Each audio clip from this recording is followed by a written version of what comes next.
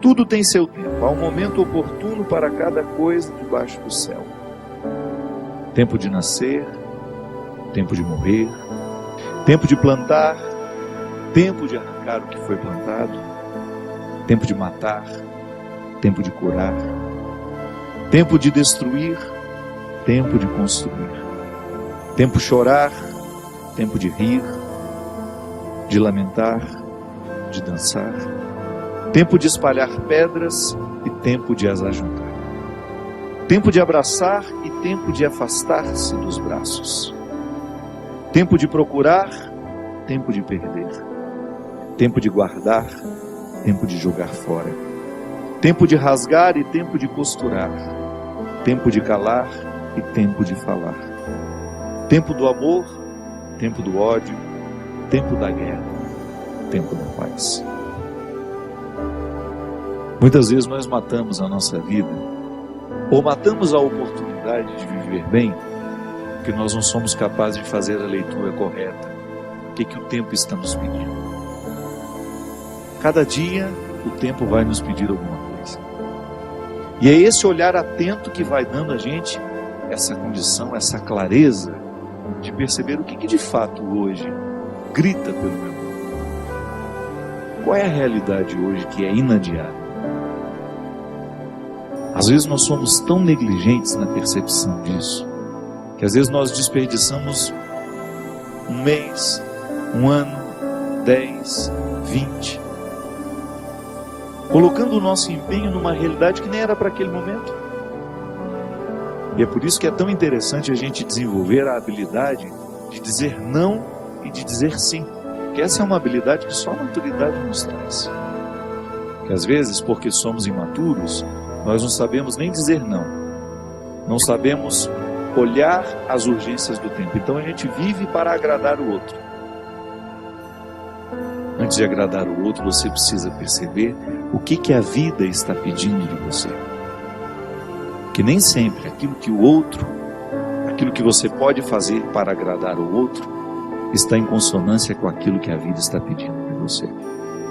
Mesmo que para a gente crescer, nós temos que ter coragem de cortar muitas coisas. A Sagrada Escritura diz: tempo de matar, tempo de fazer nascer. Tudo depende da percepção para olhar o momento presente e descobrir o que de fato merece o nosso empenho. Quantas vezes eu na minha vida me empenhei no lugar errado, na questão errada, e depois não tem como ser feliz, sabendo que o meu empenho não foi onde deveria ter me empenhado. Não há possibilidade de eu me sentir realizado, de sentir-me bem com as minhas escolhas, porque o que vai fazer com que eu me sinta bem é olhar para o contexto das minhas escolhas e ficar confortável com aquilo que foi escolhido. Nós estamos muito estranhos a nós. Não é estranho com o outro, não. É estranho a nós mesmos. Eu preciso colocar alma em tudo aquilo que sou eu, até na casa onde eu moro. Eu sempre saio de casa, e agora eu fiquei 17 dias fora de casa, e a vida tem me ensinado que a casa não é um aglomerado de paredes. A casa é um sentimento que me ocorre. Não é só uma construção material. Quando eu entro dentro daquelas paredes que eu construí com o meu trabalho, ali eu identifico a alma que me sustenta. É um sentimento que me ocorre. Quando a gente abre a porta da casa, quando a gente entra, é um sentimento bom que nos ocorre. Isso é alma. É quando a matéria está plena de significados.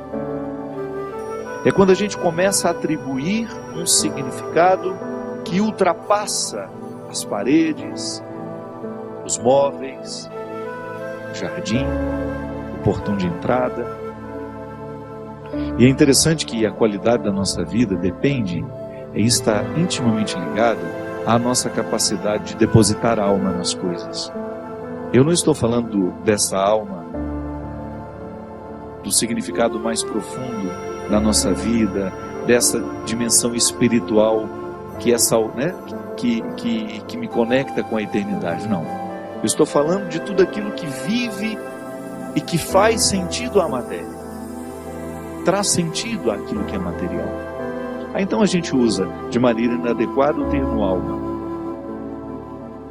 Perceber que os meus objetos estão perpassados por um significado que ultrapassa a matéria.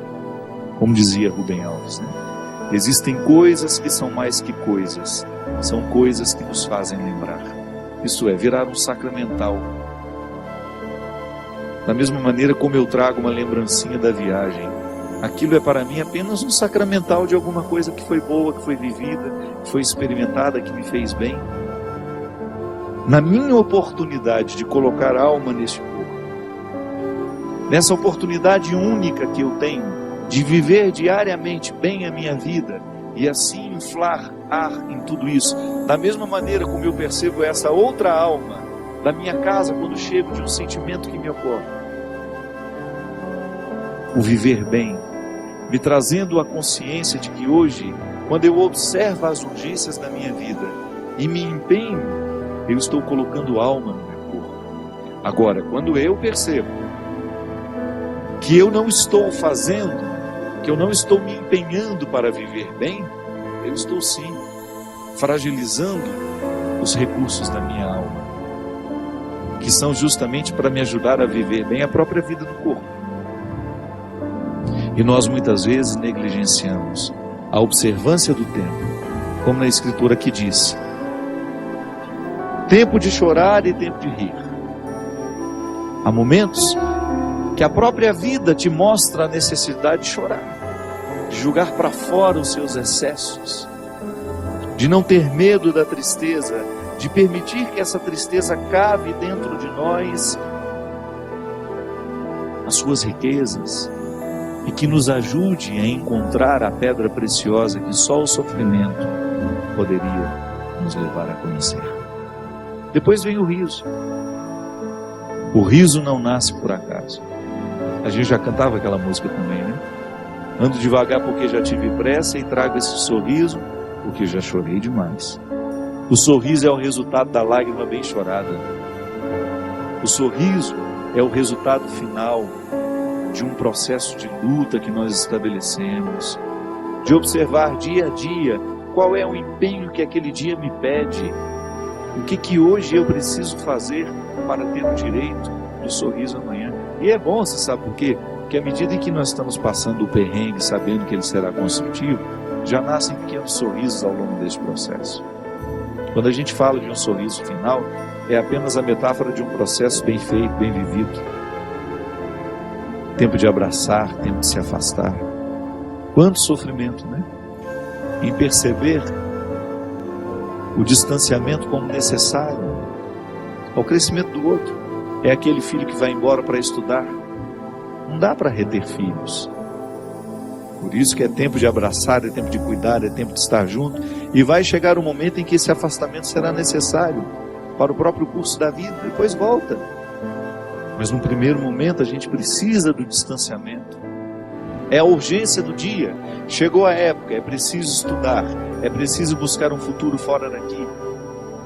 Quando nós observamos o movimento do tempo e as suas urgências, a gente entra dentro do contexto de uma sabedoria irrenunciável à nossa realização humana. Tempo de rasgar, tempo de costurar. Se a gente não tem coragem muitas vezes de rasgar algumas realidades, depois jamais conseguiremos viver a libertação dela. Muitas vezes nós lamentamos perder, e quando na verdade a gente vai observar aquilo que a gente perdeu, não foi perda, foi libertação. Quantos relacionamentos precisam ser rasgados para que depois eles sejam costurados do jeito certo? Fazer cair por terra todas as ilusões que nós temos no outro, ou todas as pretensões que nós julgamos em cima do outro. Não, o outro não tem que corresponder às minhas expectativas. O outro tem que ser ele. Nós precisamos viver o enfrentamento. O enfrentamento que depois vai provocar uma libertação em nós. A vida sempre vai pedir de nós calma, paciência, porque com pressa nós passamos por cima de todas essas necessidades e não somos capazes de reconhecê-las. Que às vezes a vida não está dando certo, é porque você nem sabe exatamente o que você está precisando. Às vezes nós ficamos tão aflitos, tão angustiados, e não sabemos por quê. Faltou chegar ao ponto-chave, onde de fato está iniciando o conflito. Paciência, né? A gente não tem paciência nem para descobrir o que está nos angustiando.